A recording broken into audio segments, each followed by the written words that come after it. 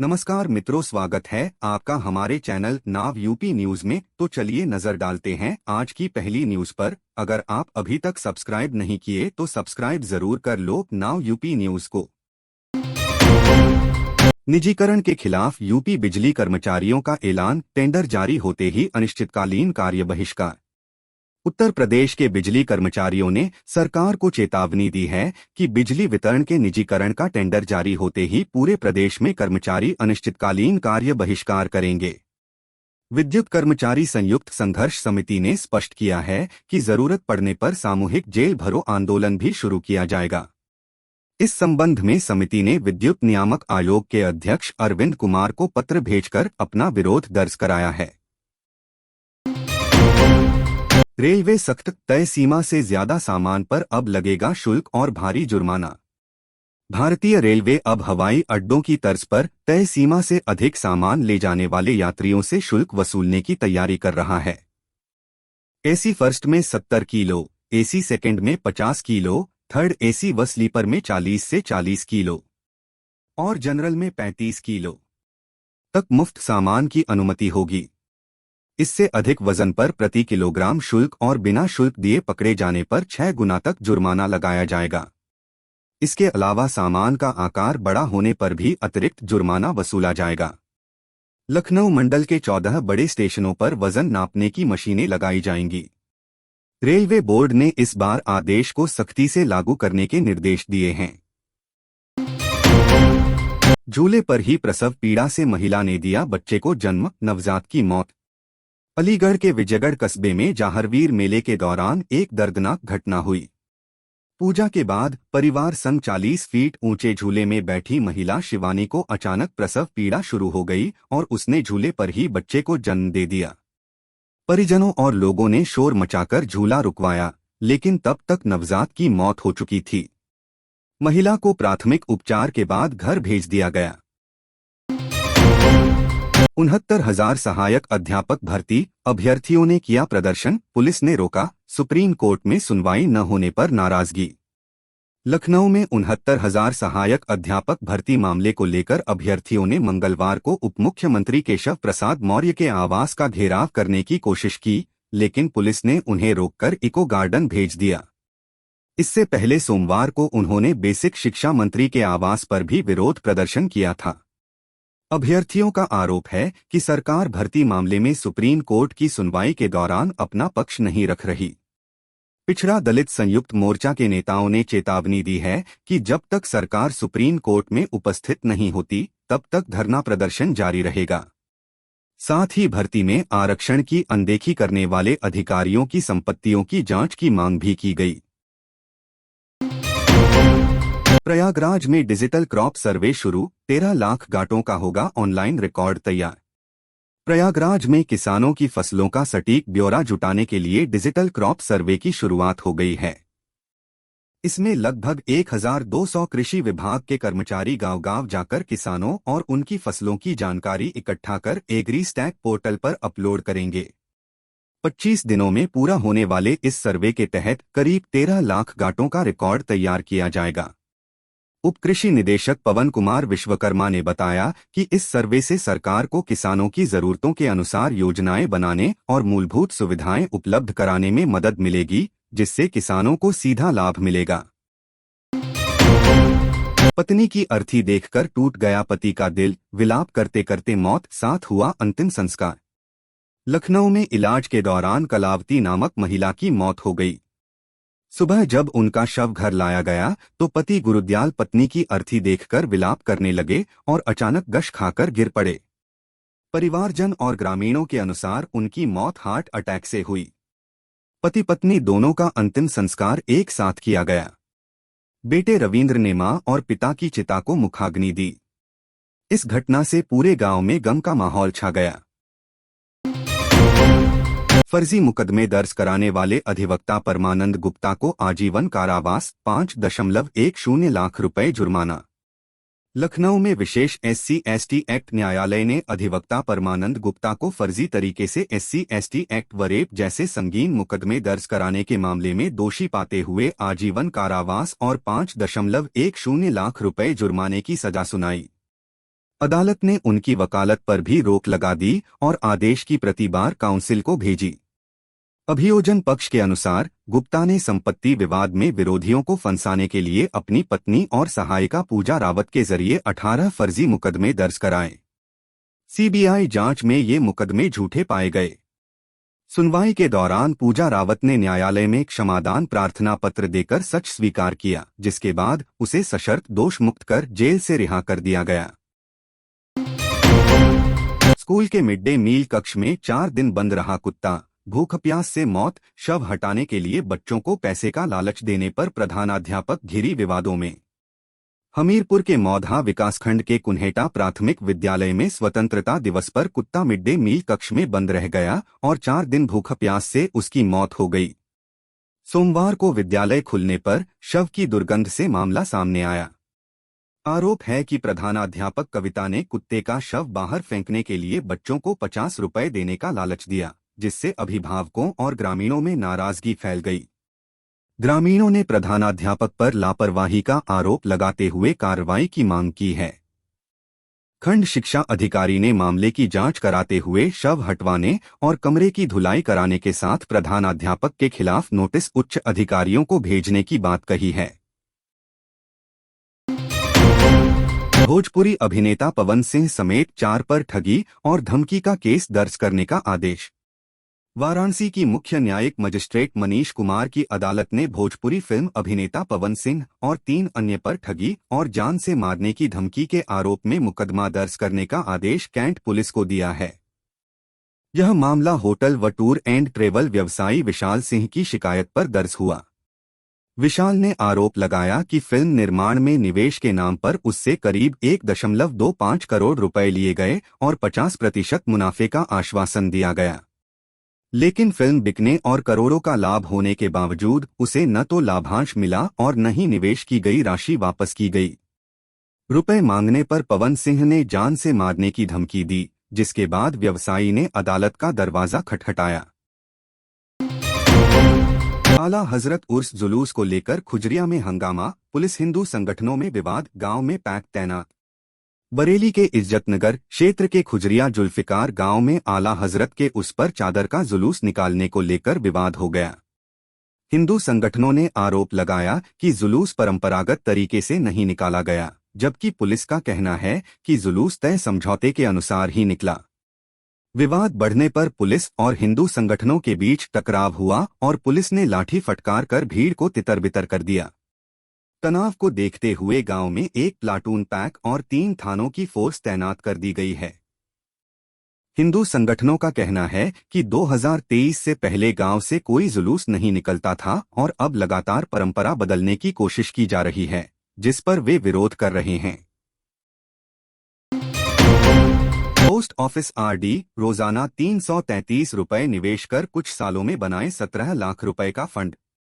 सुरक्षित निवेश के लिए पोस्ट ऑफिस की रिकरिंग डिपॉजिट आरडी योजना बेहतर विकल्प मानी जाती है।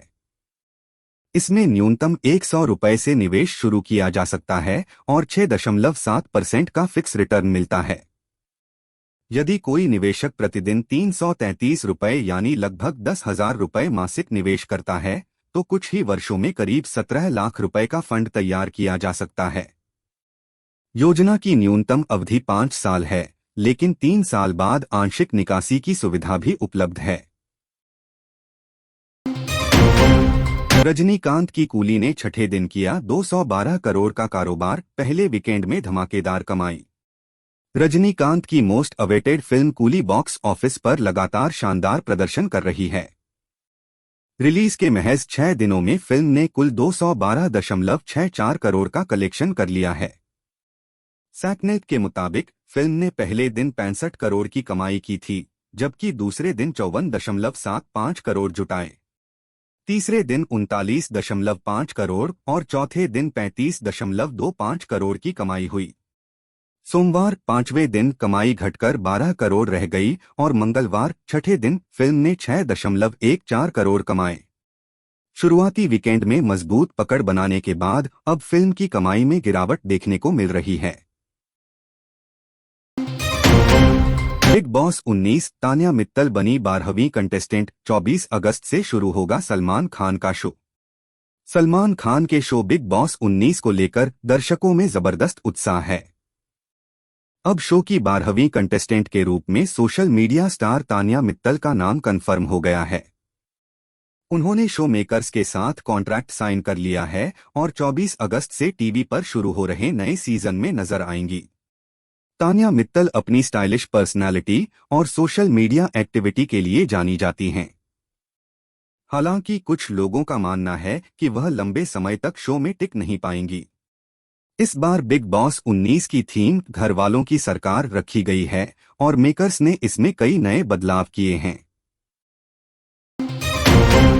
मंगेतर के शादी से इनकार पर ऑटो चालक ने पेड़ से फांसी लगाकर दी जान।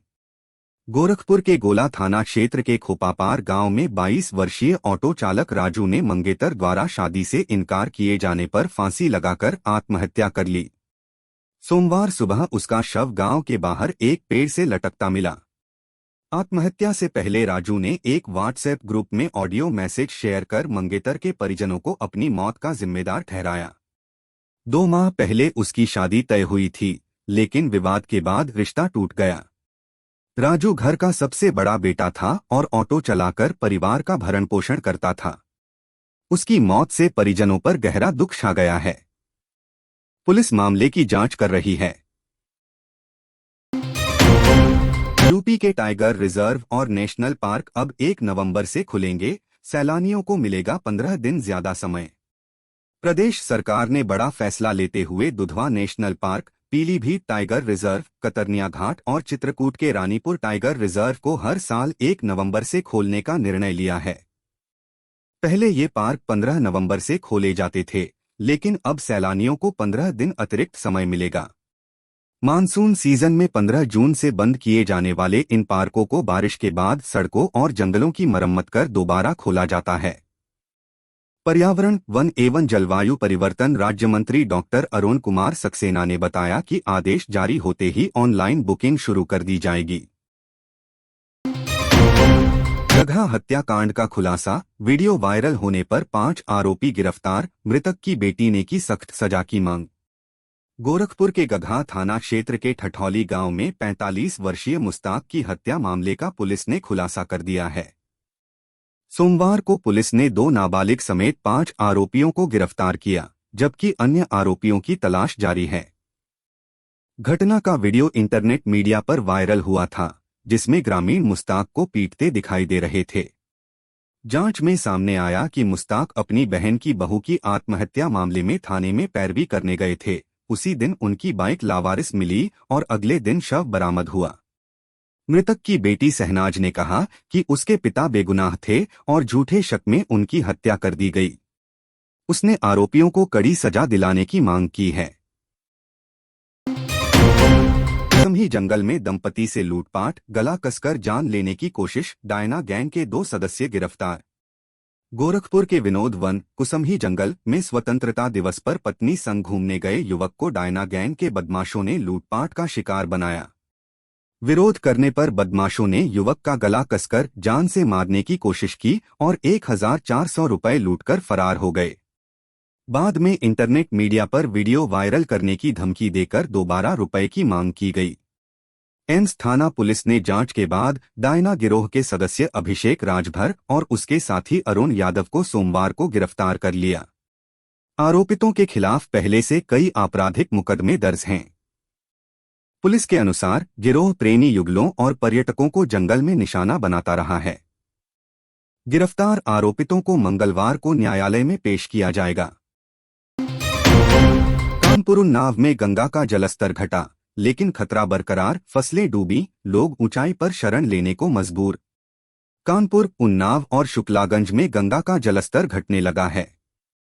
मंगलवार को शुक्लागंज की तरफ जलस्तर 113.11 मीटर दर्ज किया गया, जो सोमवार से 2 सेंटीमीटर कम है। हालांकि यह अभी भी चेतावनी बिंदु से ऊपर है। प्रशासन और सिंचाई विभाग स्थिति पर लगातार नजर बनाए हुए हैं।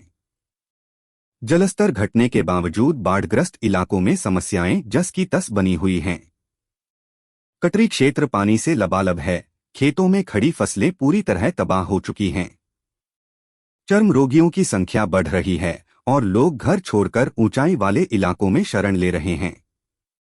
स्थानीय लोगों का कहना है कि राहत कार्य केवल औपचारिकता तक सीमित हैं।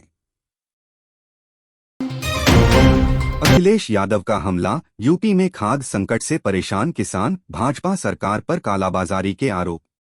सपा अध्यक्ष अखिलेश यादव ने किसानों को खाद न मिलने को लेकर योगी सरकार पर तीखा हमला बोला है। उन्होंने आरोप लगाया कि भाजपा शासन में किसान यूरिया और डीएपी खाद के लिए मारामारी कर रहे हैं, जबकि सहकारी समितियों पर लगातार कमी बनी हुई है। कई जिलों में किसान घंटों लाइन लगाने के बाद भी खाली हाथ लौट रहे हैं और विरोध करने पर लाठियां झेलनी पड़ रही हैं। अखिलेश ने कहा कि भाजपा की डबल इंजन सरकार खाद, बीज और पानी की सुविधा देने में विफल रही है और भ्रष्टाचार के चलते किसानों की कहीं कोई सुनवाई नहीं हो रही। वोट चोरी के आरोपों के बीच सपा ने शुरू की मतदाता सूची निगरानी, बूथ स्तर तक बनाई समितियां। कथित वोट चोरी को लेकर विपक्ष और चुनाव आयोग के बीच जारी विवाद के बीच समाजवादी पार्टी ने पंचायत चुनावों से पहले मतदाता पुनरीक्षण अभियान पर विशेष रणनीति अपनाई है। सपा ने बूथ स्तर से लेकर जिला व तहसील स्तर तक निगरानी समितियां गठित की हैं, जिनका काम गलत तरीके से कटे नामों की पहचान कर साक्ष्य जुटाना होगा। कार्यकर्ताओं को निर्देश दिए गए हैं कि नाम कटने पर मतदाताओं से संपर्क कर उनके पहचान दस्तावेज और शपथ पत्र लेकर रिकॉर्ड तैयार किया जाए। सपा का आरोप है कि चुनाव प्रभावित करने के लिए मतदाता सूचियों से साजिशन नाम हटाए जाते हैं। पार्टी की योजना है कि पंचायत और फिर विधानसभा चुनावों से पहले इन गड़बड़ियों को उजागर कर भाजपा पर संवैधानिक संस्थाओं के दुरुपयोग का आरोप और मजबूत किया जाए। विपक्षी दल कांग्रेस और